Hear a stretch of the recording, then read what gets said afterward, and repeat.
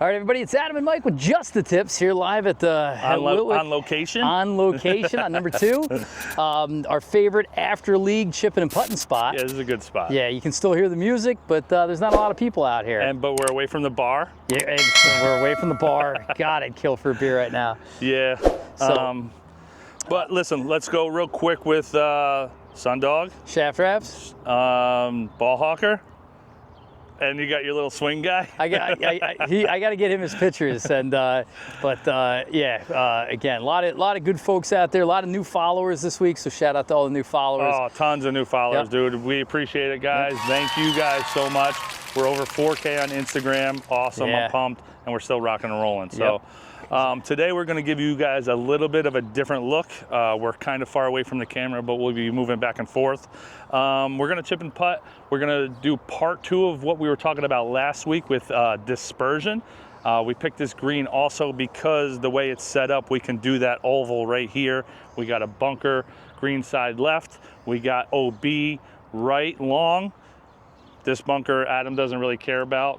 I don't really either, but we're going to go through. I didn't even know it was there until you mentioned it.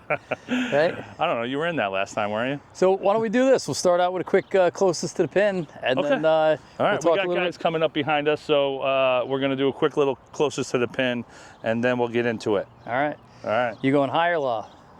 Yep. All right. I know you were already practicing this one.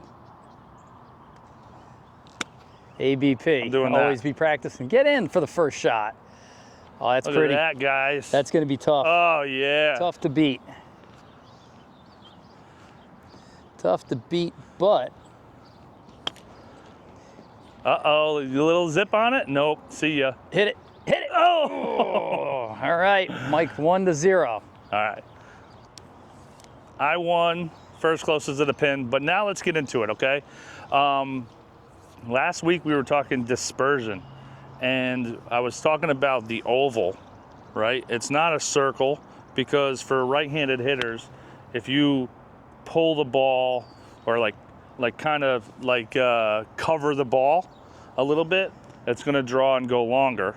And if you kind of flail at it and cut it a little bit, it'll fade it, it's going to be right but shorter. So Adam, stand right there. So let's just say, right, you're coming at this pin from 115. Your oval is going to be anywhere between there and here, right? Yeah. Right? Normal. Yeah, I mean, 115, this is 105, and that's 120. Right, so was that a full pitch and wedge for you? Or yeah, full Wonder Wedge. Yep. Wonder wedge? Yep. So and then again, I could miss the width of the green. Right, yep. But now here's the deal, right? Let's just say now we got to figure out what it is to cover that bunker, yep. Right? So you can't see it on camera, guys, but right about even with Adam is the back edge of this bunker. So when you're trying to figure out what to hit, you want to make sure your high, fadey, flaily miss is longer than this. So this is the trick: is you're on the left side of the left side of the fairway. Now the bunker's in play. Yep. You can't be in the bunker, right? So the short end of your dispersion can't be in the bunker. Right. Right. So now your whole oval moves over. But now what's over here? Long. Is what happens. Yeah, that's OB. Is OB. But here's the deal. But your oval is still going this way. Yeah. So now what you want to do, I mean, technically speaking, your oval is not going to touch that long. No. It's going to be the top left of your oval is going to be the pin.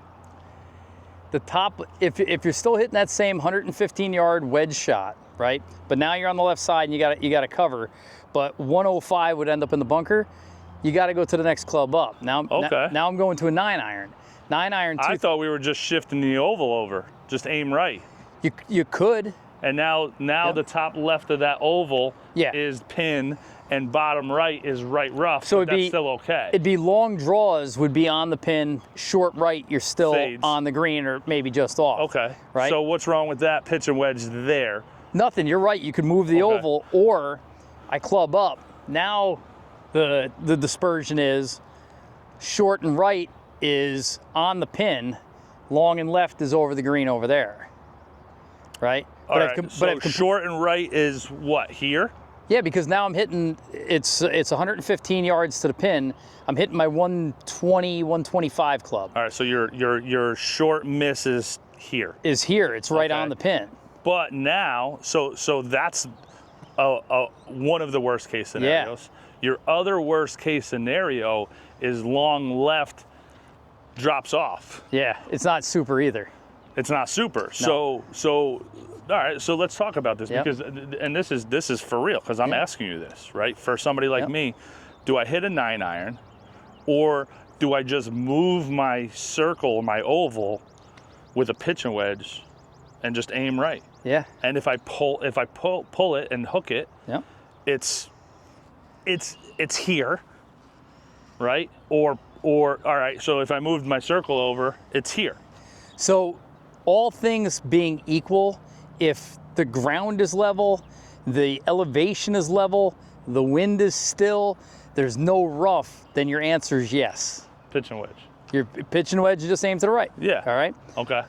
Problem is bring in any of those other variables, right? Okay. So now I'm in... What are they called? It's, what do they say before you shoot, before you take your, you figure out? Use WELD. WELD. Yep. Right. The wind, the elevation, the lie, and then the distance. Right? So if you're on this hole and you're on the left side, the first thing you do is you're looking at the wind. Tonight it's relatively mild. Yeah. There'd be no change in the wind. You'd look at elevation. Elevation from 115 is probably slightly uphill. A little bit. Not out of control. Okay, now we can go into a little more detail if you wanted to, and then we talk about this ridge in the middle of the green. Well, just hang on there, because again, if I'm on the left side and 105, the short side of my Wonder Wedge is going to end up in the bunker, but now I have a little elevation change. Maybe it's not the 10 yards. You're like, oh, it's downhill, so it's 10 yards. But if it's 2 yards, now it's not 105, now it's 107. Yeah. Right? Now I'm starting to really infringe. And talking about, and then if I'm in the rough, right? Rough, if I got a flyer lie, could be a little longer. If I have a chunky lie, it could be a little shorter. Plus, the left-right dispersion is going to get wider. Oh, true. So, so now your oval. So really it comes down to that shape. oval. Yeah. It just gets a little bit bigger. So if you got to cover the bunker, you're on the left side and everything's equal, I agree with you. I'm taking the oval. I'm just taking the bunker out of play. I'm going to move my straight line right out of the way of the bunker. Yeah. Because I know long and left will easily cover, short and right will still be on the green or just into the rough. Yeah. But if I bring those other variables in, I have to think that I'm probably going to use that other club. I mean, unless you see it sitting up in the rough. Flyer lie, wind at my back. Yeah. Now it's different. But so and back here is okay, right? Actually back here with this back pin is better than a short right up there. So we were lucky enough to be on the course today when we almost witnessed an albatross. Yeah. Right. The player that hit the ball to 2 feet on the par 5 would argue this point that you have to be good enough to leave the ball where you want it. Right. Yeah. So like if we're looking at this green, it's a Rodin. It's kind of a Rodin. Yeah, it's a little bit of both. It's got an elephant grave in the middle, but the back end of the green sweeps away from you. You don't want to leave it up on the hill, because then you got a slippery downhill putt. Yeah. You don't want to blast it by, but where's the miss on this hole? Leaving it back here. 10, 15 feet over the pin, right? So now if I know that's the miss, dispersion errs to long, right? Now if I'm between clubs, I can say, oh, I'll err to the side of the long club. Okay. You know? And you know, so oval's like kind of middle. Like you didn't move it left or right. No. It's right at the pin, but a little bit longer. Long's okay. Long's okay. Long, on this particular shot, long's better than short. Okay. We played number 13 today. Number 13 protects itself with the green, and it faces you like a dartboard. You don't want to be over the pin. The miss is better short. Yeah. Except now you got the bunker. Right? So you look at the dispersion and you go, I don't want to be long and I don't want to be in the bunker. Where's the miss? Short right, right? What club? Short left. Short left. Yeah, he doesn't know his left from his right. And it's a problem, I got to be honest with you. So where's the miss? Where's the dispersion? Where can I get the ball? You know? And then you start planning your hole And that pin was front left, so even like being on the front left fringe, we still had a birdie putt. This is what I'm getting at, though, is that if you know that pin on that hole is front left, you're building your hole from the pin back, right? Yeah. Front left means I can't be right, and I definitely can't be long right. Yeah. So my drive needs to be on the left-hand side if I'm going to have any shot of getting close to the pin. And if I'm on the right, I got to move my dispersion. That's you know, and again, that's getting to the next level of knowing what you're doing off the tee. Like I hit a good drive there, but I was in the right rough. Yeah. We were playing a scramble tonight for league, but right rough with a front left pin, had to mess with that bunker, or I'm chickening out and going short left, like maybe 15 yards short, and then just bump on and hopefully make the putt. Yep. You know, because you're not really leaving yourself any way to get aggressive. Well, the bottom line is you have to, when you take dispersion into consideration, you have to ask yourself, if everything goes well, what's going to happen? I'll be near the pin. If everything goes bad, which is still a very real possibility, what could happen? Yeah. I'm over the pin, I'm in the bunker, I'm in heavy rough. Yeah, and you want to keep those as limited as possible. Well, I mean, if you got the world's greatest bunker game, like the I'm not aiming for a bunker. No, bro. but the pros will like, I'll dump it in the bunker and I'll There get is up some and down. guys like that. Yeah. There's a couple holes where they're like, listen, this is my bailout. But you could be like my wife, and if you hit it in the bunker, you're taking a 10. Yeah. Right? You Sorry, have Jim. to. You said it, not me. No, for real. Well, to be honest, you'd be like me. There's some bunkers that I'm just like, dude, it's taking me 3 to get out of this. So, but long story short is that if your bunker game is weak, you need to exaggerate that playing to not hit the green to try and get up and down from par or take a 5 at the worst is the right play, because the bunker could take a big number into consideration.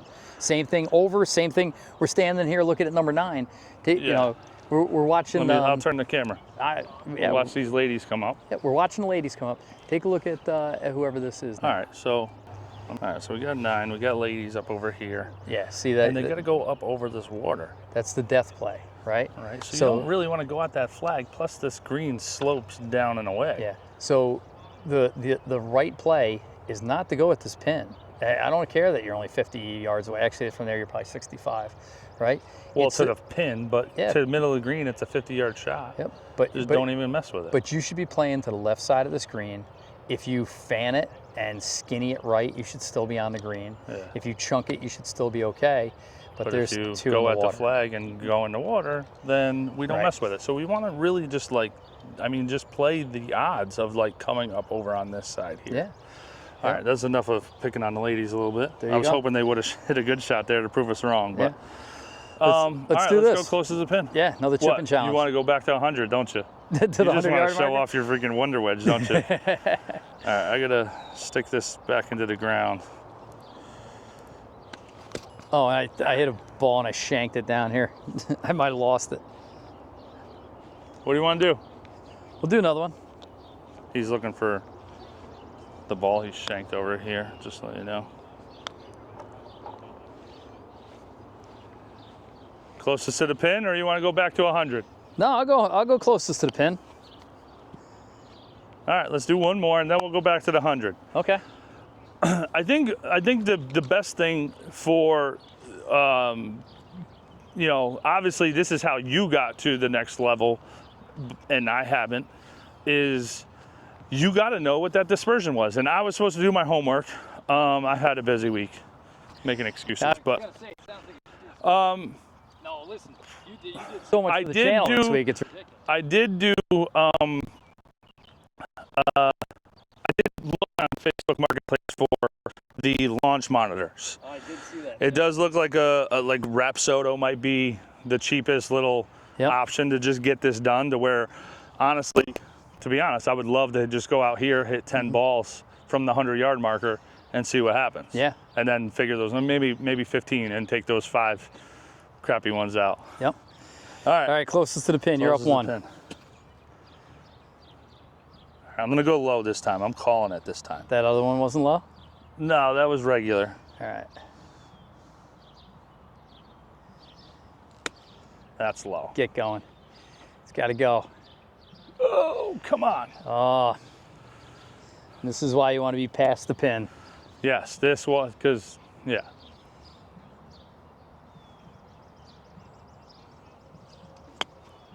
That was an easy one. I gave him that one just for the viewers. Oh, that might go in. Get over there. Get over there. Just trying. Good shot. Thanks. Like I said, you want to be past the pin. All right, if I make this, it's a tie. All right, fair enough. Oh, it's got a chance. It's got a chance. Did you just pull a hamstring?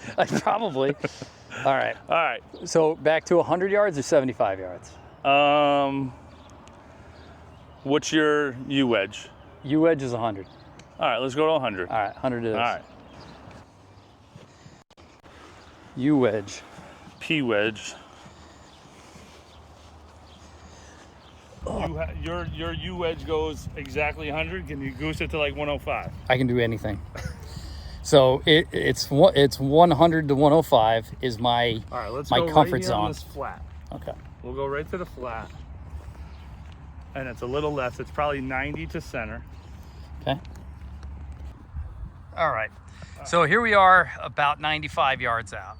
Okay. Yeah, a little breeze, you know, whatever. Little uphill. So show me your process. Where's your dispersion? What are you trying to accomplish here? All right, so for me, this is pitch and wedge. You know, another club that's not dialed in. But as you can see here, I don't want to mess with that bunker at all. This club hit even, you know, 80% is going to get past this bunker. So I'm trying not to worry about that. But anywhere like at the flag or between the flag and that purple tree over there is like where I'm putting my oval. Okay. All right, because I'm not going to be super long with this. I mean, unless I really skull it.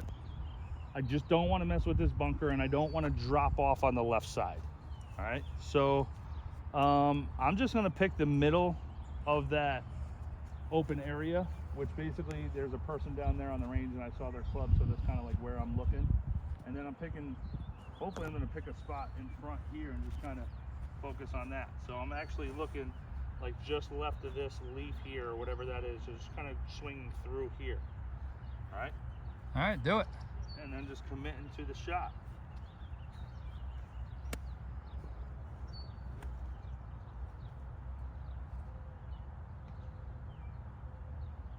Okay, let's do it.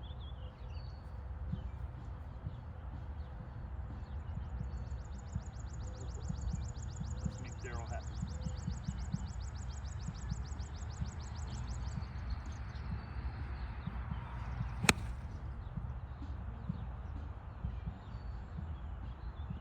Oh, good shot. Yeah. I mean, that's kind of right where my line was, and I hit it straight. I'm happy with that. All right, now let's just let's go over everything that goes through your crazy head. So I know my dispersion's not wider than this green, right? And I know I can hit the ball on line if I need to. Well, maybe you should just do that all the time. But I can miss it 10 yards left, and I can miss it 10 yards right from this distance. What I also know, though, is that once this hits the middle of the green, it's going to have a tendency to kick down to the left as it goes down that hill. So I'm not going to aim right at the flag. I'm going to aim probably 10 yards left of the flag. You can kind of see a big, like the tallest piece of that tree in the distance. The tall, skinny top. If I aim at that and hit it on that line, it's going to end up next to the pin, right? Yeah. But if I miss left, I should be good. If I miss right, I should be good. Okay. Right? So now what do you do? So now I draw a line right from the top of that tree to the bottom of this ball with the club, right? And I find something in between that's just out ahead. A little piece of dirt right here. So I got to get the face square. Wait, point at that dirt again? Right there. Okay. All right. Cameraman's terrible right now. So I get this club square to that, and now when I look at top of that tree, I'm in a perfectly straight line. Now all I got to do is get the club straight back and straight through, and it should follow that line. If I miss a little bit, I should be all right. Let's do it.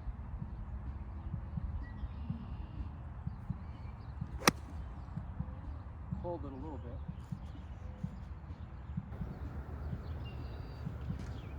Like we were saying. All right. Dispersion.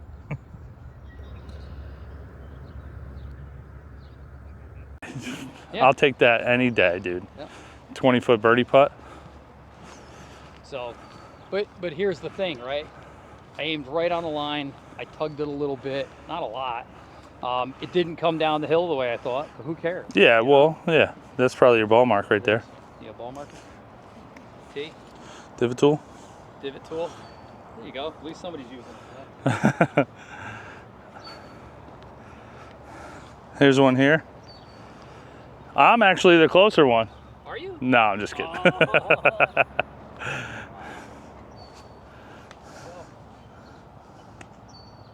Wedge for the make. Get in. Get in. Ah! Boom. Nice bogey.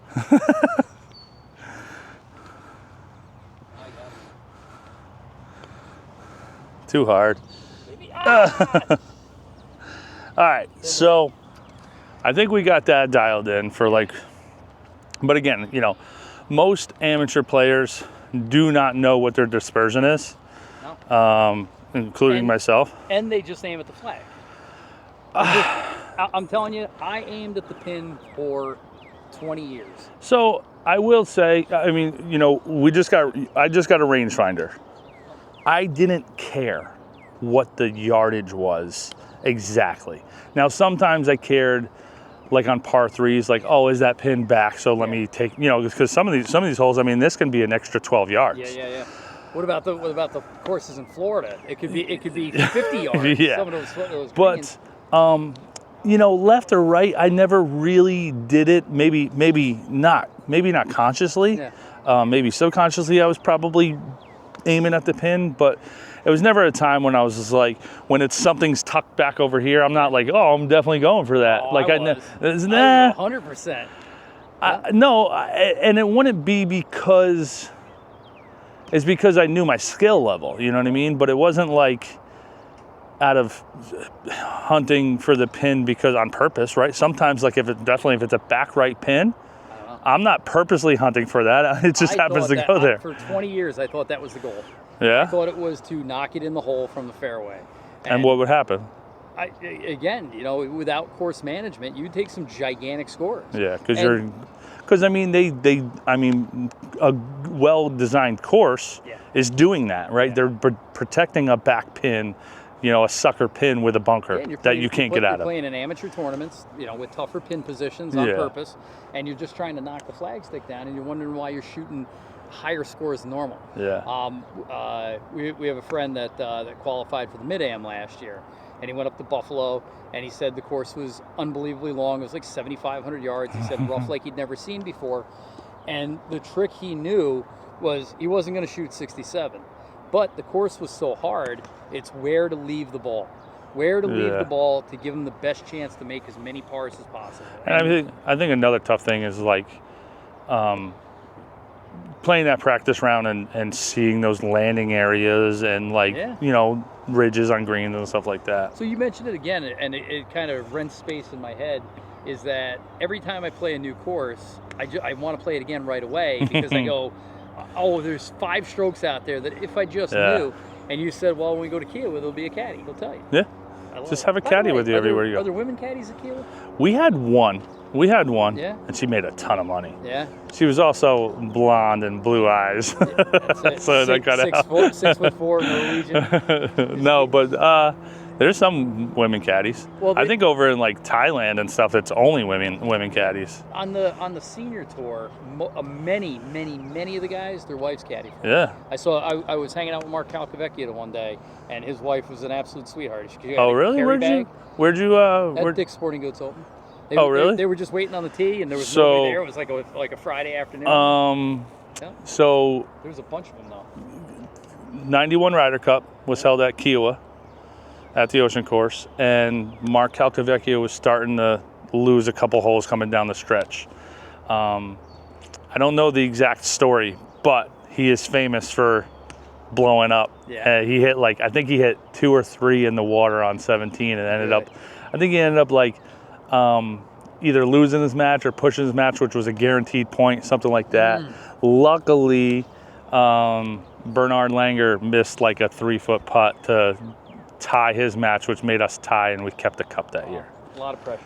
All right, brother. But listen, man, Like I said, I think we did it tonight, right? Yeah, you know, this is to be honest. Like, there's a lot of stuff out on YouTube and social media and stuff about like how to fix your slice, or you know, transfer your weight. These things. It's like there's more of a basic tips that can be given to people, because yes, I slice the ball, or a lot of people slice the ball, but there's also like course management ideas about like, hey, where to have your misses, right? Like I think you've told me, but who's the famous person? Is it Ben Hogan? Harvey Penick said if you what I'm thinking of is Penick said, like, if you're an entry-level golfer, you're my daughter, you know, 100 is your normal game. If you want to shoot 90, it's this easy. You hit a drive where you can hit it again. You hit a second shot somewhere near the green. You chip it onto the putting surface and you two-putt. Yeah. You take a 5 on the That's par 90. 4s. You take a 6 on the par 5s, and you take bogey a 4. golf. It's a 90.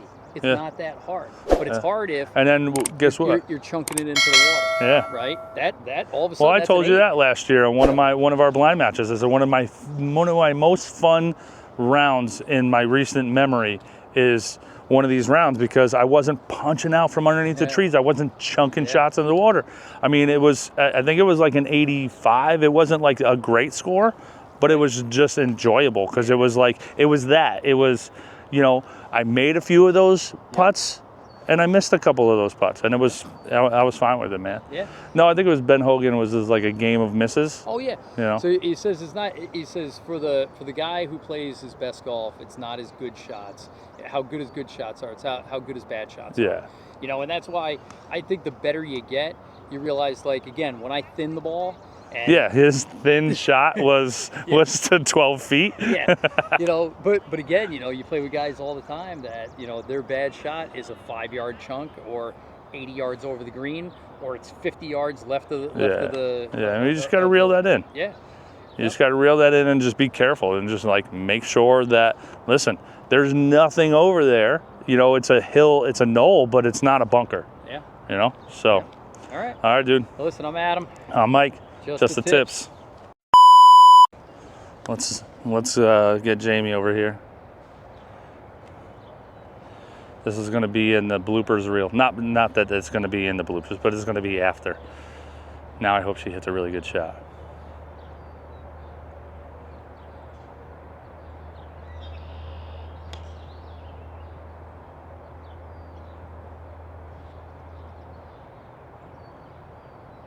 Get in the hole. Get in the hole. Get in the hole. Baba Booey. No. Come on, ball, stretch. Nice shot. We got it on camera. Just the tips.